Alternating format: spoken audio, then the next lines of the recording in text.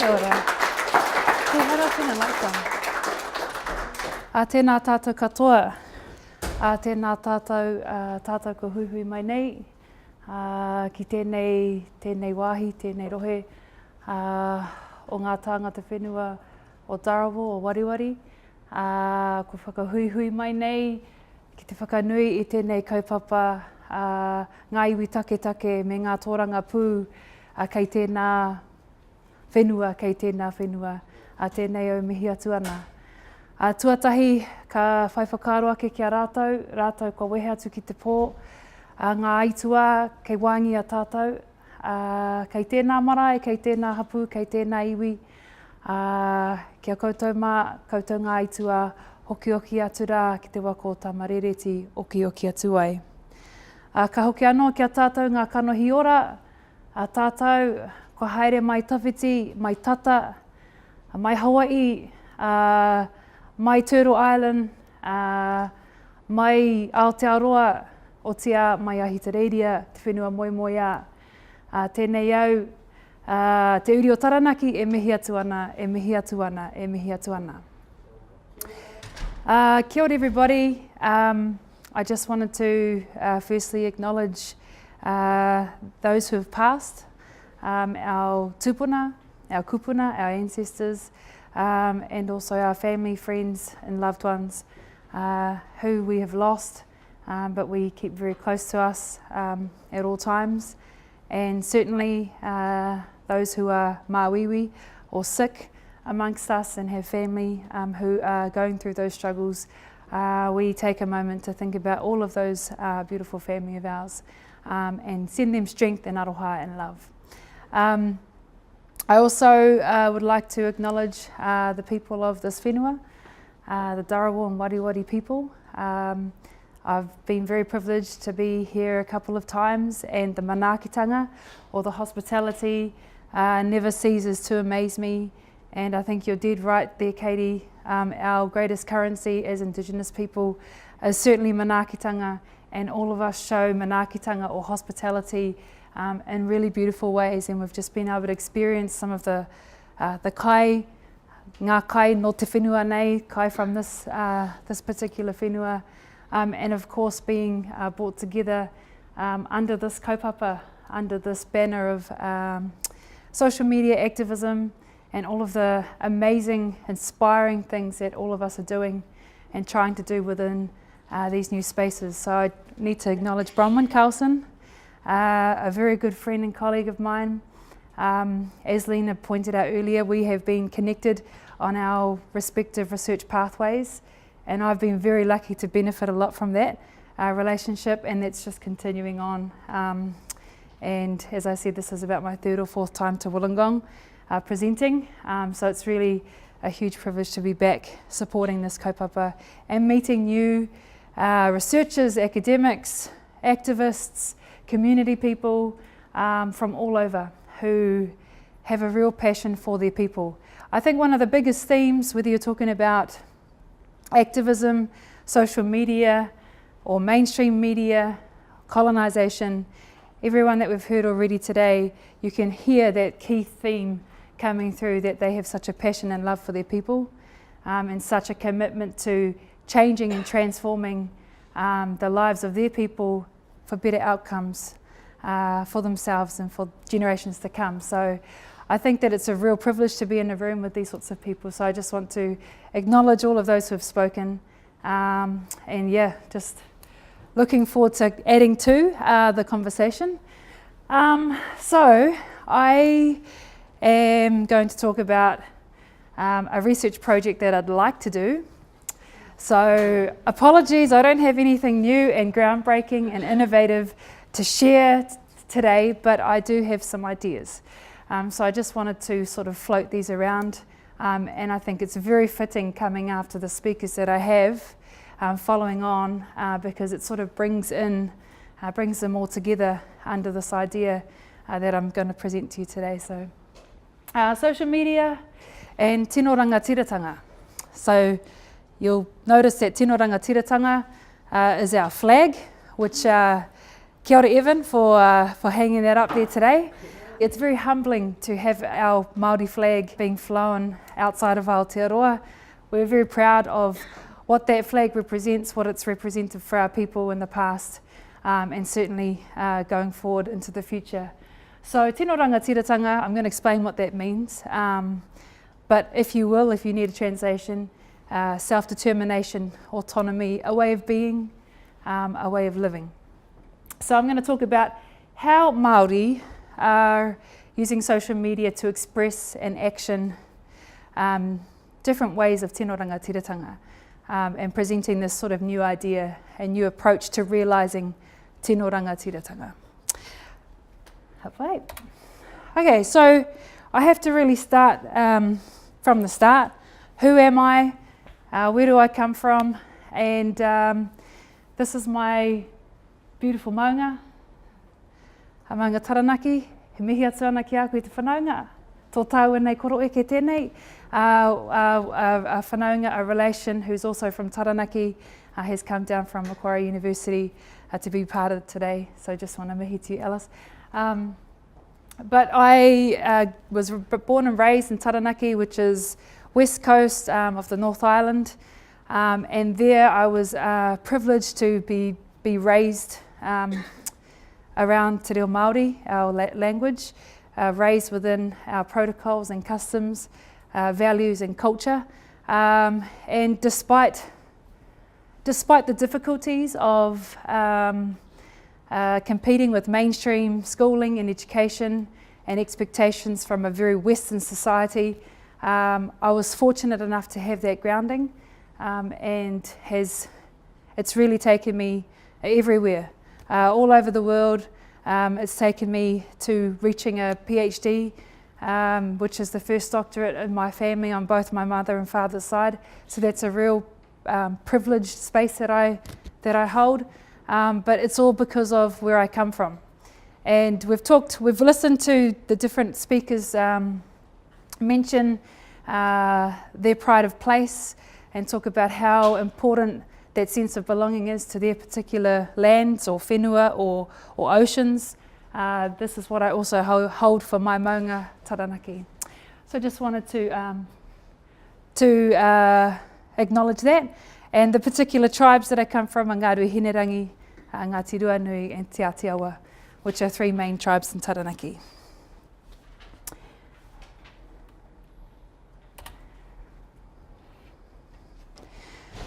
So I just want to sort of explain this idea of tino rangatiratanga before I launch into the whole kind of idea.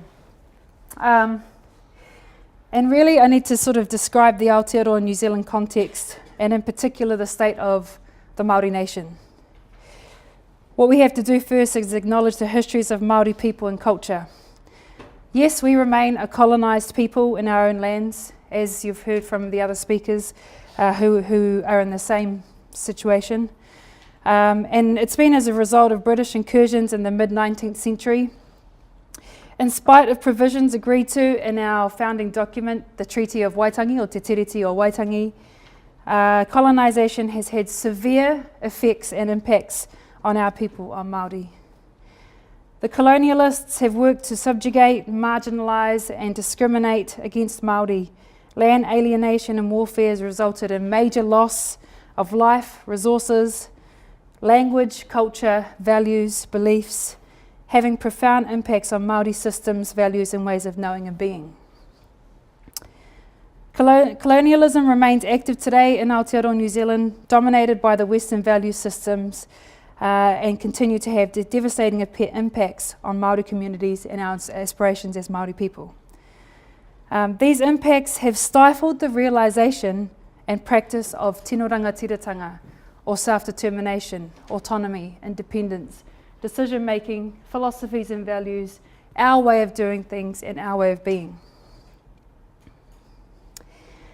So, for me, this has prompted a new way and a new approach to achieving and realising self-determination.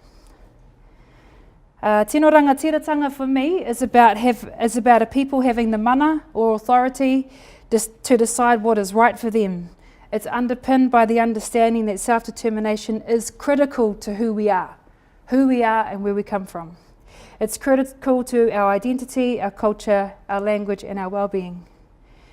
But it also represents the potential for autonomy across a range of different domains that can generate great opportunities for our people to be advanced, for positive transformation for both Māori and more broadly Indigenous people.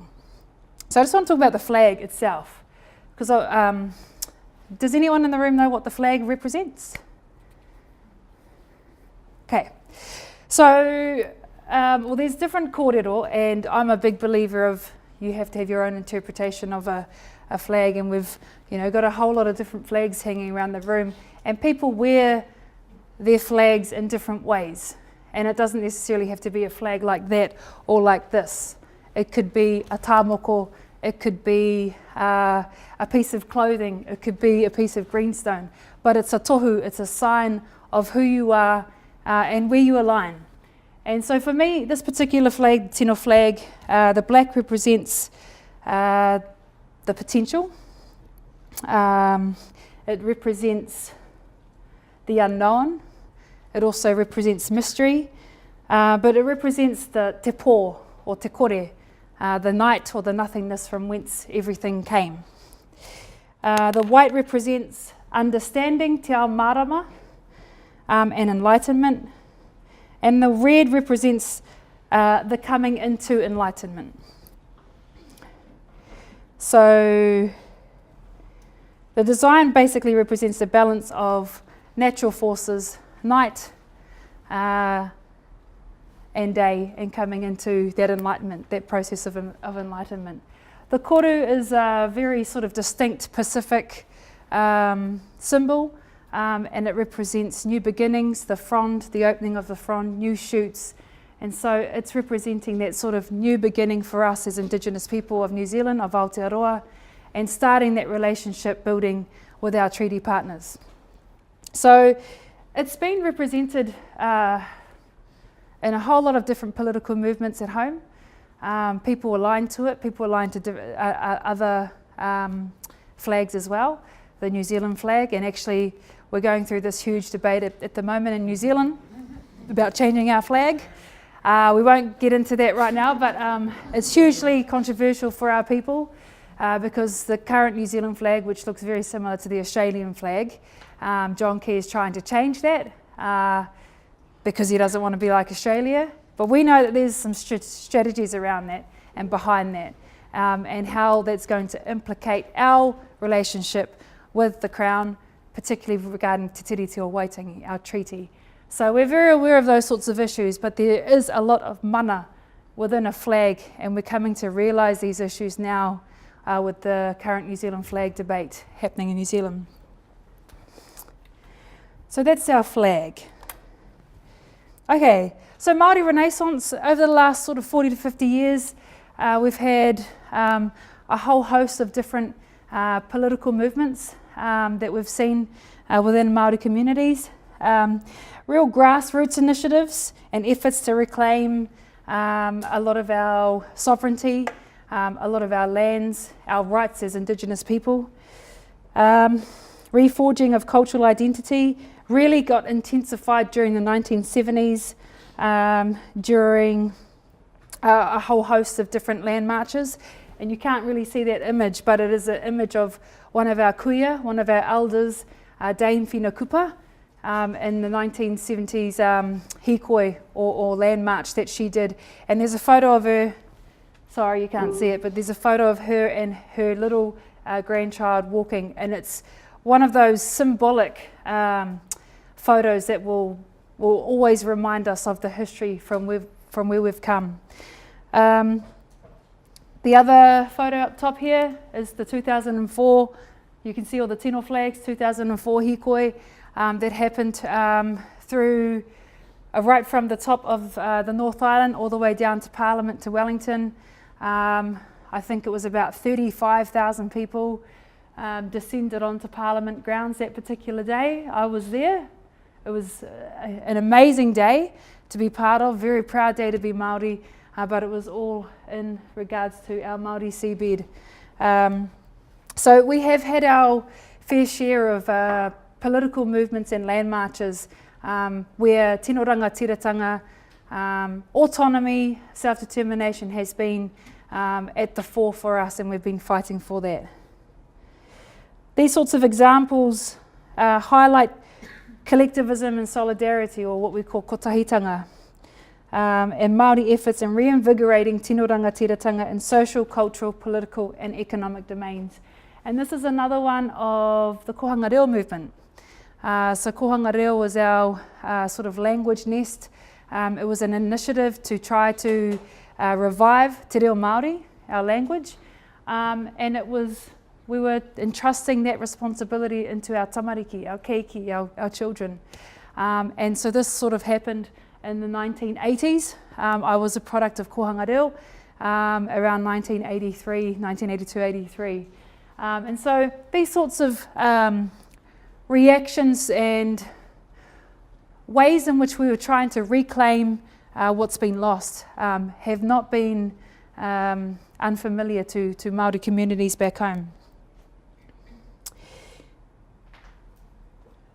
New media and social media in particular, it's presenting a whole host of different opportunities for us to add to this momentum of tino rangatiratanga. Mass media representations of Māori and Indigenous issues have often tried to produce an industrialised, romanticised and stereotypical notion of indigeneity. As we've heard already by most of the speakers this morning, mass media has really tried to tell you what you want to hear, or brainwash you into believing what they think you should know. And certainly social media has flipped that around, and it's privileging our voices in social media and through these spaces. So we're lucky to have our tribal radio stations, Māori television, different Māori news channels and the Te Reo Māori channel. So these spaces have been really great in terms of mainstream media where we've been able to have Indigenous or Māori voices, but social media is just taking it to this next level where everyone is getting a say and where all of these voices are being privileged. So Indigenous networks are appropriating technologies of dominant society and using them to meet their own cultural and political needs. And in doing so, we're creating what Prinz calls the indigenisation of visual media. Social media, repurposed in the same way, offers immediate and practical ways for Māori to collectivise in virtual spaces, to construct and mediate cultural identities, aspirations and practices. And so what we're seeing now in social media and what we've already heard is this new kind of era, this phenomenon of using social media in a number of different ways. And I think what we've heard this morning in particular is this rising up in a sort of political domains. But I also want to point to the fact that there is another way, there's a whole lot of other ways in which our people are rising up. And these are through these particular domains: social, cultural, political and economic. And I just want to give some examples of how Māori communities are using social media and more predominantly Facebook to reclaim their language, to reclaim well-being, to indigenise the social media space, to collectivise iwi tribal members. And so they're using the social media platforms in really innovative ways to reclaiming, to re-indigenising a lot of these domains. So for example, Te Mana o Te Reo Māori, almost 6,700 members. This particular page was set up with the sole purpose to encourage Te Reo Māori and normalise Te Reo Māori in a social media space. So the admins of this particular page have one rule. The only rule is you have to speak Māori within this page. And it's all about trying to normalise it, because we struggle to speak our reo, our language at home. You can't really go to the dairy and order some food in Te Reo Māori because there's simply not the capability within New Zealand society to do that. We have to create these little communities of practice, and social media has become this key space where Te Reo Māori at least can be spoken, can be celebrated, and more importantly, everyone's coming here to learn. So I'm part of this group, and while I don't post up all the time, you can easily go to a post and learn a whole lot about a phrase, a proverb, and whatever it might be, a new word, but it's all about te reo Māori. So that's one example. Lena mentioned te matawa Māui earlier. This is another kaupapa, another theme that's happening within Aotearoa, is reclaiming that space of traditional navigation. And it's not just about navigation in terms of using the stars as a compass, but it's actually bringing a whole host of aspects of well-being to Māori communities. It's about being healthy, eating right, using karakia, our prayers to ensure safe journeys, incorporating customs and practices into the waka haurua journeys. And so this is really just a community of practice of people who are really interested in doing this sort of stuff. So this stuff's happening in social media. Another example, I Am Māori. Anyone heard of I Am Māori? Iron Man for Māori. It's a huge event that happens every December. I can't remember when it first started, but it basically started with a small group of Māori who were not in very good health and who wanted to change that. So we have, probably like many of our other Indigenous communities, we have high rates of obesity, diabetes, all of that sort of stuff, those health issues. And so this was created to encourage our people to be healthier and to have greater well-being. And so it's kind of started this big movement on Facebook where a whole lot of communities all over the North Island are coming together on social media. They're training together, they're encouraging each other through social media posts, they're posting about their training and their experience and their journey, and it's hugely positive for a lot of these communities. And this is happening next weekend actually. And registrations, just to give you an idea, they sell out in 5 minutes. That's how popular this thing is. So it's a really, really positive kaupapa. Another example, I'm proud to be a Māori. 47,000 people part of this page. And it's quite interesting just the sort of stuff that is shared. A lot of people come here just to express who they are, which tribe they come from, who their marae is. And it's again another space in which cultural identity is celebrated and promoted. And in a society within New Zealand where we're constantly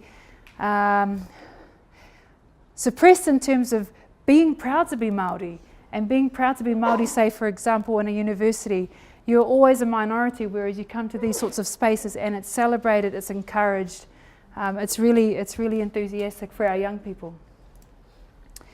And of course we have a whole lot of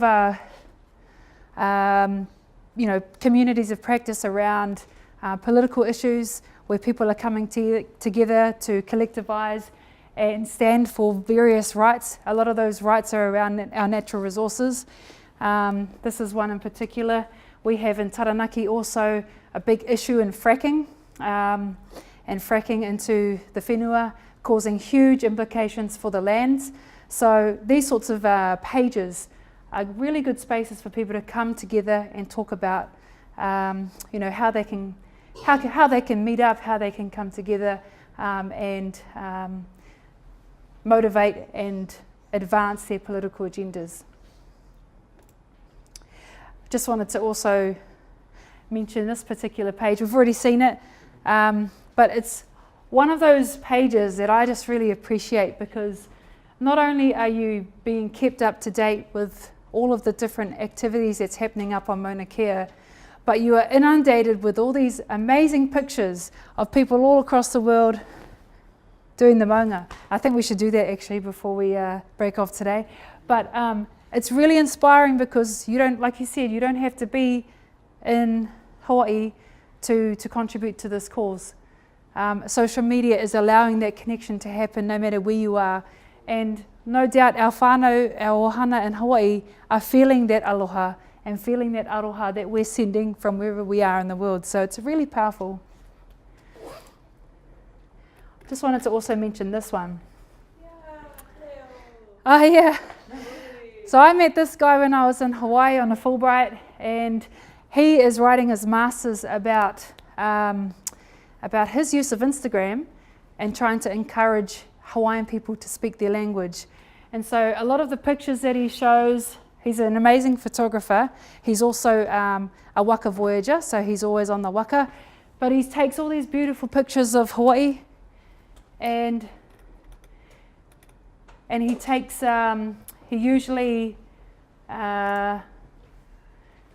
only uses Hawaiian. And what he's found in his research at the time when I spoke to him was that his use of Instagram was encouraging people who were following him to want to learn their language, because they really loved the picture. They wanted to know what he was saying in Hawaiian. And so that was encouraging them to go out and learn their language. How powerful is that? It's that sort of, the power of social media is just filtering out to other people, especially his followers. So those are just some of the examples of how people are rising up in social media. And so we're using it in political ways, yes. And I think that's probably one of the main ways. But we're also using it in ways that are cultural, that are social. My PhD looked at how Māori are using social media as a virtual marae. So we come together and we use this space as a virtual gathering space to practice our culture, to practice our customs, to practice funerals. All of these different practices of ours within our culture at home, we're seeing now it being transferred to social media. And so these are really innovative uses of social media. Okay, so online Indigenous citizenship. It's a new concept, and it's kind of emerged out of some conversations that I've had with various academics, researchers, community people. But it really points to the potential of social media as a space for establishing and developing online Indigenous citizenship.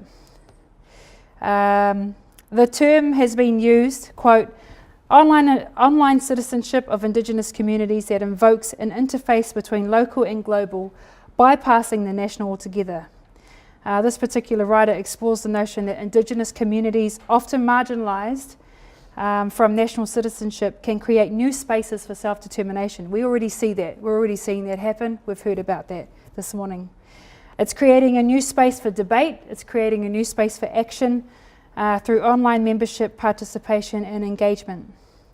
But citizenship in the context of what I'm talking about here is appropriated. It's where I'm appropriating the term and repurposing it from its colonial application to providing a more empowering concept for tangata whenua, or people of the land, that's aligned with aspirations and actions of tino rangatiratanga and greater self-determination.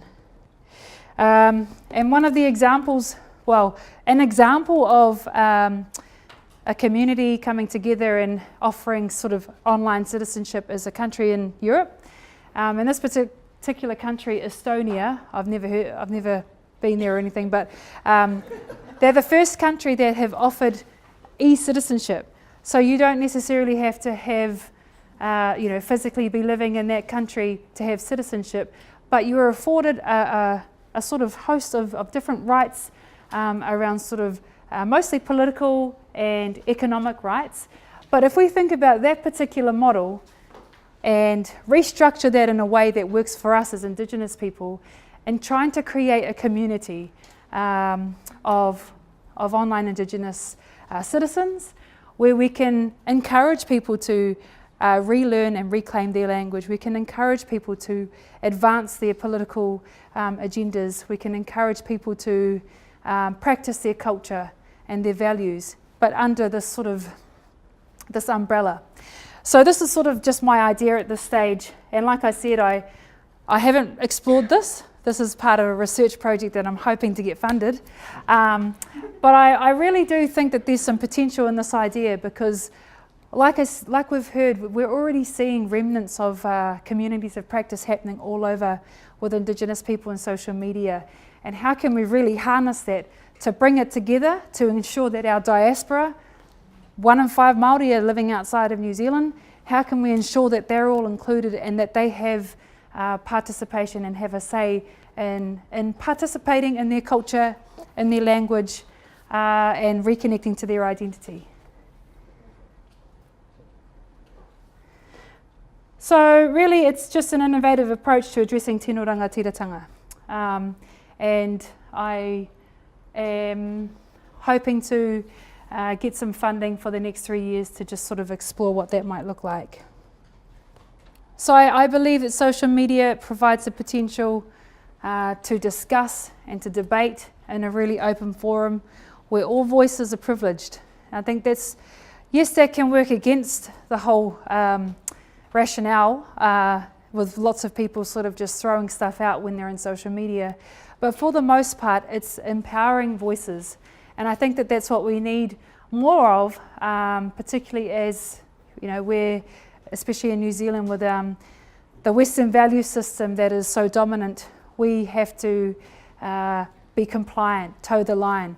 Well, within these spaces, we are hearing so many more voices, and that's really empowering for our people. Expressing identity. Social media, in my PhD research, I found a whole lot of rangatahi or young people are using social media to understand who they are and where they come from. How powerful is that? They're using the social media tool to reconnect to their marae, to learn their language, to even reconnect to relations that they haven't met before.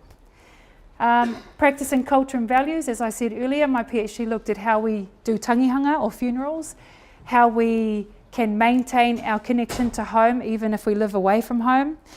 Political agendas, issues of well-being, connecting our Māori diaspora, but importantly it's about this sort of idea of self-determination and how we can find new and innovative approaches to realising self-determination for ourselves as individuals, as groups and as communities. Of course there are cautions. There are always cautions when we're talking about technology, and we've heard a couple of different perspectives on the limitations or the potential barriers around social media, in particular the likes of Facebook and Twitter. Who is it owned by? Zuckerberg, and those sorts of things that, you know, owned by corporate conglomerates who are there to make money off your every keystroke. We have to be honest about that. So there's certainly a whole conversation that needs to happen around the sort of pitfalls around social media and how that might implicate this idea of realising tino rangatiratanga. And so I really want to explore that as well and try and understand those sorts of issues. Yeah, really just to kind of wrap up, it's I'm wanting to explore this idea as a new approach to realising self-determination. And I just love the whole hashtag movement. You can hashtag anything these days and it looks good. But no, you know, it's about reclaiming, re-indigenising that space, and social media has so much potential for us to re-indigenize, to indigenize the space. And where we have, to a certain degree, we have a level of autonomy over how that space is governed, how it's used, how open it can be, and that's really empowering for us. So that's my Twitter handle, if anyone wants to connect with me. But I just want to just thank everyone for all of your beautiful whakaaro that's been shared today. It's been really inspiring to come together for this gathering, and I was part of the initial conversations with Bronwyn with who to invite and how can we bring these amazing Indigenous people who are working in this space, because there's not many of us, together. And to see the fruits of that today is just really, really amazing. So tēnā koutou katoa.